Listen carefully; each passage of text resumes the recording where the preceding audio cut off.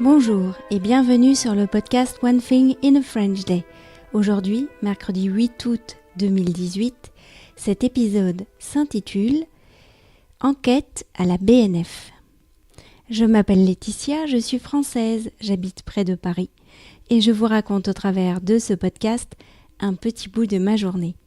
Le texte de ce podcast est disponible en vous abonnant à la newsletter sur www.onethinginafrenchday.com. Enquête à la BNF. Les filles, ça vous dirait une enquête à la BNF ? La bibliothèque ? A demandé Félicia, qui avait gardé un super souvenir de notre matinée de lecture dans la salle jeunesse l'année dernière. Oui, c'est ça. Approbation générale, je nous ai inscrites depuis l'Italie pour un atelier enquête le mardi 31 juillet. À 15h, nous étions au lieu de rendez-vous, devant la maquette Hall Est. Julie nous a très gentiment accueillis. Nous étions 12, enfants et parents. Voilà, pour cette enquête, nous allons nous promener dans la bibliothèque à la recherche d'indices pour résoudre une énigme, a dit Julie. Je peux déjà vous dire que nous sommes à la recherche d'un objet qui est également un animal. Frémissement dans l'assistance, chacun cherchant déjà de quoi il pouvait bien s'agir. Julie a remis aux enfants un premier indice, une petite image représentant une sorte d'oiseau mystérieux. Nous allons monter au 18e étage pour résoudre une charade dans une salle qui n'est pas ouverte au public. Et pour cela, je vous emmène par cette porte que seul le personnel de la bibliothèque peut emprunter. Une sorte de passage secret si vous voulez. À propos, savez-vous combien de documents sont conservés à la BNF François Mitterrand ? Beaucoup, a répondu une fille de l'âge de Félicia.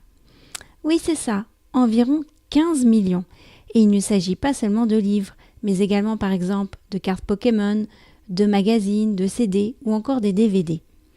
De fil en aiguille, d'indice en indice, nous avons visité une bonne partie de la BNF, apprenant des choses très intéressantes sur le jardin intérieur ou les oiseaux de la BNF, les salles de lecture, le système de documentation robotisé, etc. Finalement, la résolution de l'énigme nous a menés au globe de Coronelli. Les filles étaient éblouies par ce cadeau fait au roi Louis XIV. Le surlendemain, nous accompagnions Michaela à la gare de Lyon pour sa semaine à Montélimar chez le grand-père de sa copine Anna. Après avoir regardé son TGV s'éloigner, Félicia, Lisa et moi sommes retournés à la BNF pour lire cette fois. One Thing in a French Day, c'est fini pour aujourd'hui. Vous pourrez retrouver le début du texte de ce podcast ou vous abonner à la newsletter sur www.onethinginafrenchday.com. Si vous avez envie de m'envoyer un message, voici mon adresse email frenchday@gmail.com. À demain!